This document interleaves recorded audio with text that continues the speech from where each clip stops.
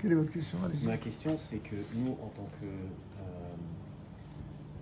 on veut être converti, Oui. on ne peut pas allumer et faire à manger et faire manger à des juifs. Ce serait pas cachère. Il faut faire attention aux mots. Il faut faire attention aux mots. La notion de cache-route, elle a différentes définitions. Alors, il est vrai qu'a priori, certains types d'aliments, ceux que l'on appelle Rolim al-Shulhan Melachim, c'est-à-dire qui montent sur la table des rois, des aliments riches, des aliments copieux, des viandes, etc. Alors, on exige que dans les règles qui accompagnent les règles de cache-route, c'est aussi le fait que l'allumage de la cuisson ait été faite par quelqu'un de la communauté. C'est vrai. Donc la question que vous posez, c'est quoi? C'est si vous le faites, est-ce que une personne juive a le droit d'en consommer ou pas?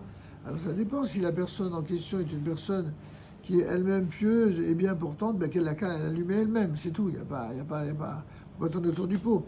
Maintenant, si vous le faites parce qu'en fin de compte, vous êtes la seule personne qui peut le faire et que la personne en question, même juive, elle est malade, personne malade, elle peut, dans le fait d'être malade, être soumettre, c'est-à-dire s'appuyer sur les opinions qui autorisent dans un tel cas d'accepter le bichou de Nochri. Ou un enfant. Ou même un enfant, bien entendu.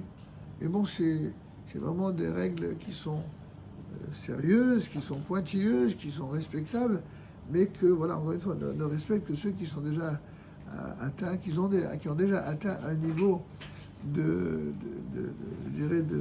respect strict de la halakha dans tous ces domaines. Avant d'en arriver là, il y a tellement de paliers à bien connaître et bien respecter. D'accord? Ustensiles, etc., bien entendu. Bon, on est qu'au début de la cache-route, il y a encore beaucoup d'autres choses qu'on va évoquer ensemble. Sur ce, je vous souhaite de passer une bonne soirée et un bon Shabbat.